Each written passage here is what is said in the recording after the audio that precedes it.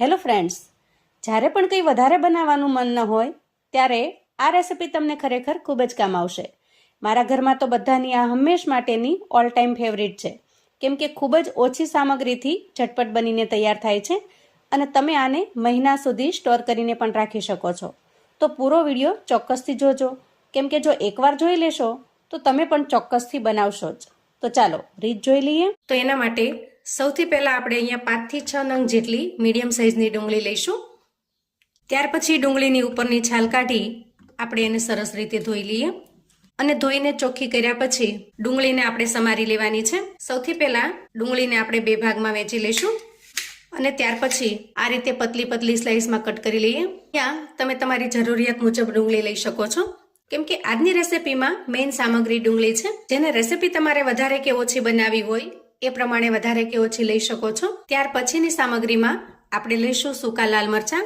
તો અહીંયા 4 નંગ જેટલા મેં તીખા લાલ મરચાં લીધા છે અને 3 થી 4 નંગ જેટલા કાશ્મીરી લાલ મરચાં લીધા છે, કેમ કે કાશ્મીરી લાલ મરચું એ કલરમાં ખૂબ જ બેસ્ટ રહે છે અને એની ચટણી પણ ખૂબ જ ટેસ્ટી અને મજેદાર બને છે. અને તીખાશ માટે આપણે અહીંયા તીખા લાલ મરચાંનો ઉપયોગ કરેલો છે. હવે આપણે એક મોટો બાઉલ લઈએ અને એમાં સૌથી પહેલા કાશ્મીરી લાલ મરચાંને ઉમેરી દઈએ. ડીટીયાનો ભાગ આપણે કાઢી લઈશું અને મરચાંને આ રીતે હાથથી તોડી લઈશું. જો અહીંયા કાશ્મીરી લાલ મરચાંના જે સીડ્સ એટલે કે એના જે બિયા છે એને કાઢવાની પણ બિલકુલ જરૂર નહીં પડે, કેમ કે એમાં પણ બિલકુલ તીખાશ હોતી નથી. જ્યારે તીખા લાલ મરચાં છે એના ડીટીયા કાઢી આપણે બિયાને કાઢી લઈશું. જો આ રીતે, અને ત્યાર પછી એને પણ 2 ભાગમાં વહેંચી ઉમેરી દઈએ અને ત્યાર પછી બાઉલની અંદર થોડું ગરમ પાણી ઉમેરી દઈએ. મરચાંને આ રીતે ગરમ પાણીમાં પલાળી દેવાથી એકદમ સરસ સોફ્ટ થઈ જશે અને ખાસ કરીને કાશ્મીરી લાલ મરચું એ પલળવાથી એનો સ્વાદ પણ વધી જશે અને કલર પણ એકદમ સરસ મજાનો લાલ બનશે. તો હવે આ રીતે મરચાંને પલાળી થોડી વાર માટે ઢાંકી દેશું અને સાઈડ પર મૂકીશું. ત્યાર પછી ગેસ ઉપર આપણે એક પેન મૂકીશું અને પેનને સરસ રીતે ગરમ થવા દઈશું. પેન થોડું ગરમ થાય એટલે આપણે એમાં 1 ચમચા જેટલું શીંગ તેલ ઉમેરવાનું છે. તમે અહીંયા કોઈ પણ કુકિંગ ઓઇલનો ઉપયોગ કરી શકો છો, પણ જો શીંગ તેલ હશે ને તો રેસિપી એકદમ સરસ મજાની ટેસ્ટી બનશે અને વળી લાંબા સમય સુધી એનો ટેસ્ટ એક સરખો જળવાઈ રહેશે. તેલ આપણે અહીંયા 1 મોટા ચમચા જેટલું જ લેવાનું છે. હવે તેલ થોડું ગરમ થાય એટલે 1 ચમચી જેટલું આખું જીરું ઉમેરી દઈએ. થોડી હિંગ ઉમેરીશું. 8 થી 10 લસણની કળીઓને મેં ફોલીને તૈયાર કરેલી છે એને ઉમેરી દઈએ.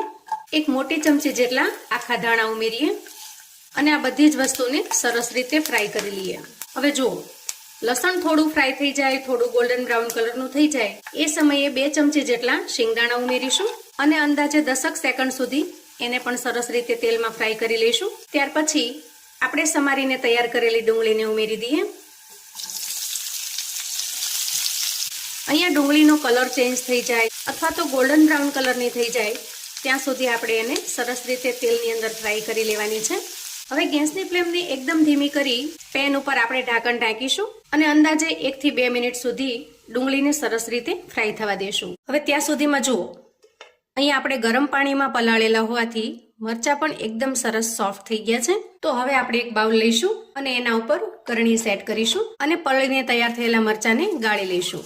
હવે આ રીતે ગરણીને આપણે એક ખાલી બાઉલમાં સેટ કરીશું, જેથી મરચાંની અંદરનું જે વધારાનું પાણી છે એ નીતરી જાય. હવે આપણે ડુંગળીને ચેક કરીશું. જુઓ, 2 મિનિટ શેક્યા પછી ડુંગળીનો કલર એકદમ સરસ ચેન્જ થઈ ગયો છે. એ 2 મિનિટની અંદર મેં એક વખત ખોલી અને ચલાવી પણ લીધેલું, કેમ કે ડુંગળી જો નીચે કાળી થઈ જાય ને તો રેસિપીનો કલર પણ થોડો કાળો પડી જાય છે. હવે અહીંયા ડુંગળી એકદમ પરફેક્ટ કૂક થઈ ગઈ છે, એનો કલર પણ સરસ રીતે ચેન્જ થઈ ગયો છે. તો એ સમયે આપણે અહીંયા થોડા મીઠા લીમડાના પાન ઉમેરીશું. મીઠા લીમડાના પાન સ્વાસ્થ્ય માટે પણ ખૂબ જ સારા છે, જેના ગુણ વિશે પણ તમે સારી રીતે જાણો છો. ત્યાર પછી આપણે 1 ચમચી જેટલા સફેદ તલ ઉમેરીશું અને બાકીના જે તલ વધ્યા છે એનો આપણે આગળ ઉપયોગ કરીશું. અને સાથે સાથે ઉમેરીશું થોડી આંબલી. અહીંયા જો તમને આંબલી ન ફાવતી હોય, શરીરને માફક ન આવતી હોય તો તમે આંબલી નાખવાનું સ્કીપ કરી શકો છો. એની જગ્યાએ તમે 2 ચમચી જેટલો આમચૂર પાવડર ઉમેરી શકો છો અથવા તો 2 ચમચી જેટલો ચાટ મસાલો પણ ઉમેરી શકો છો. અને જો કોઈ પણ વસ્તુ ન ઉમેરવી હોય તો તમે 2 ચમચી જેટલો લીંબુનો રસ પણ ઉમેરી શકો છો. હવે આપણે પલાળીને તૈયાર કરેલા મરચાંને ઉમેરીશું જુઓ, ગરણીમાં ગાળી લેવાથી બે ફાયદા થશે. એક તો વધારાનું પાણી છે એ નીતરી જશે અને મરચાના જે એક્સ્ટ્રા બિયા છે એને પણ તમે અલગથી રાખી શકશો. તો હું અત્યારે વધારે પડતું તીખું ન બનાવતા બિયાને અલગ કાઢી લઉં છું અને હવે મરચાને સરસ રીતે મિક્સ કરી લઉં છું.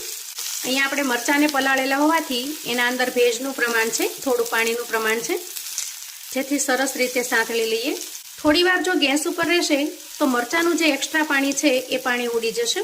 અને હવે છેલ્લે બધી જ વસ્તુ ઉમેર્યા પછી આપણે સ્વાદ પ્રમાણે મીઠું ઉમેરી દેવાનું અને સરસ રીતે મિક્સ કરી લઈશું.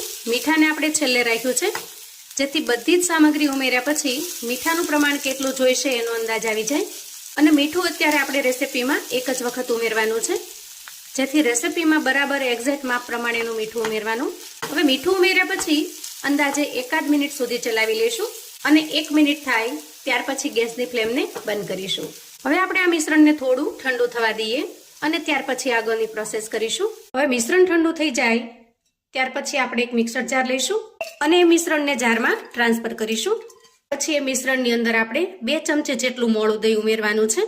તમે અહીંયા દહીંની જગ્યાએ પાણીનો પણ ઉપયોગ કરી શકો છો, પણ દહીં છે એ એકદમ ઝડપથી સરસ મજાની કન્સિસ્ટન્સીમાં ફેરવાઈ જશે, જ્યારે પાણીના ભાગને બળતા ખૂબ જ વાર લાગે છે અને જો થોડું ઘણું પાણી બાકી રહી જાય તો રેસીપી ઝડપથી બગડવા લાગે છે.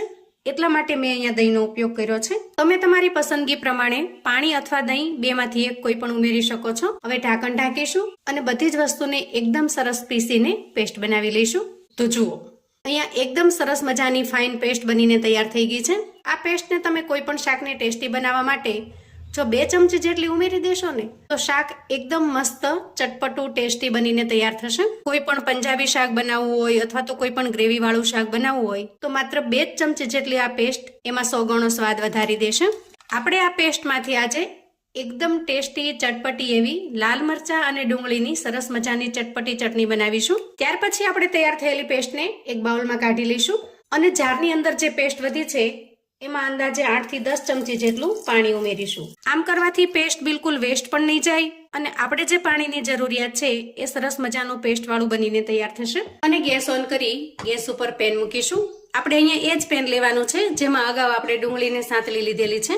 ત્યાર પછી પેનની અંદર એક મોટા ચમચા જેટલું તેલ ઉમેરીશું. તેલનું પ્રમાણ અહીંયા થોડું વધારે જશે, કેમ કે ચટણીને જો લાંબા સમય સુધી આપણે સ્ટોર કરીને રાખવી હોય તો તેલ અહીંયા પ્રિઝર્વેટિવનું કામ કરશે, જેથી તેલનું પ્રમાણ આપણે થોડું ચડિયાતું રાખવાનું છે. હવે તેલ થોડું ગરમ થાય એટલે આપણે એમાં 1 ચમચી જેટલી રાઈ ઉમેરી દઈએ. રાઈ થોડી ફૂટી જાય એટલે આપણે થોડા મીઠા લીમડાના પાનને આ રીતે ઝીણા ઝીણા સમારીને તૈયાર કરેલા છે એને ઉમેરી દઈએ. 1 ચમચી જેટલું લાલ મરચું પાવડર લીધું છે એને ઉમેરી દઈએ અને 1 ચમચી જેટલા તલ ઉમેરીશું અને બધી જ વસ્તુને સરસ રીતે મિક્સ કરી લઈશું. ત્યાર પછી જારની અંદર જે પાણી છે એને ઉમેરી દઈએ અને પછી સરસ રીતે મિક્સ કરી લઈએ. અહીંયા આપણે મરચાંનો પાવડર ઉમેરેલો હોવાથી થોડું પાણી ઉમેરવાનું, જેથી મરચું છે એ મસાલામાં સરસ રીતે મિક્સ થઈ જાય અને સીધું તેલમાં ઉમેરેલું હોવાથી બળી પણ ન જાય. હવે આપણે મસાલાને તેલની અંદર થોડી વાર માટે સરસ રીતે થવા દેશું. એના અંદરનો પાણીનો જે ભાગ છે એ ભાગને બળવા દેશું અને જ્યારે એના અંદરથી આ રીતે તેલ છૂટું પડવા લાગે અને પાણીનો ભાગ સાવ બળી જાય એ સમયે આપણે તૈયાર કરેલી પેસ્ટ ઉમેરીશું અને સરસ રીતે મિક્સ કરી લઈશું. હવે આપણે બધી જ વસ્તુને સરસ રીતે મિક્સ કરી ગેસની ફ્લેમને ધીમી રાખી ચટણીને પાકવા દઈએ, જેથી એના અંદર જે કંઈ પાણીનું અથવા તો ભેજનું પ્રમાણ હોય એ ઉડી જાય અને સરસ મજાનું તેલ રિલીઝ થઈ જાય. તો જુઓ, અંદાજે 3 મિનિટ પછી ચટણીનું ટેક્સચર કંઈક આ રીતનું બન્યું છે અને એમાંથી તેલ પણ સરસ રીતે રિલીઝ થઈ ગયું છે. તો અહીંયા તેલ એકદમ સરસ રીતે રિલીઝ થઈ જાય એટલે સમજવાનું કે ચટણી તૈયાર થઈ ગઈ છે. ગેસની ફ્લેમને આપણે અહીંયા બંધ કરીશું અને તૈયાર થયેલી ટેસ્ટી એવી ચટણીને થોડી વાર માટે ઠંડી થવા દેશું. ત્યાર પછી હું તમને સર્વ કરીને બતાવું છું કે આ ચટણીને તમે કઈ રીતે યુઝ કરી શકો છો અને કઈ રીતે સ્ટોર કરી શકો છો. તો મિત્રો, એકદમ ચટપટી, શાકની પણ જરૂર ન પડે એવી સરસ મજાની ડુંગળી મરચાની ચટણી બનીને તૈયાર છે. ખરેખર ઓછી ભૂખમાં પણ પેટ ભરીને ખવાઈ જાય એવી સરસ મજાની ટેસ્ટી બને છે. અને મિત્રો, ક્યારેય જો તમને ગમતું શાક ન બન્યું હોય અથવા તો શાક ન ભાવતું હોય ત્યારે પણ તમે આ ચટણી લઈ અને એન્જોય કરી શકો છો, કેમ કે શાકની જગ્યાએ ચાલે એવી સરસ મજાની ટેસ્ટી બને છે. આ ચટણીને તમે એરટાઇટ ડબ્બામાં ભરી ફ્રીજની અંદર લાંબા સમય સુધી સ્ટોર કરીને રાખી શકો છો.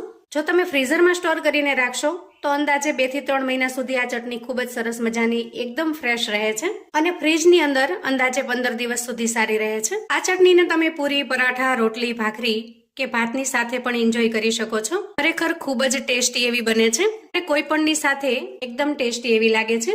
એવી સરસ ટેસ્ટી બની છે. તો મિત્રો, આવું અવનવું જાણવા માટે અને મને સપોર્ટ કરવા માટે ચેનલ પર જો તમે નવા છો તો પ્લીઝ ચેનલને સબસ્ક્રાઇબ કરજો. વિડીયો ગમે તો લાઈક અને શેર કરજો. તમારા સગા સંબંધી મિત્રોને પણ આપણી આજની એકદમ અલગ યુનિક એવી ડુંગળી અને લાલ મરચાની આ ચટણીની રેસીપી ચોક્કસથી મોકલી આપજો. કોમેન્ટમાં મને ચોક્કસથી જણાવજો મિત્રો કે આજની આ નવી રેસીપી તમને કેવી લાગી છે. ફરી મળીશું એક નવી રેસીપી સાથે. ત્યાં સુધી આવજો મિત્રો.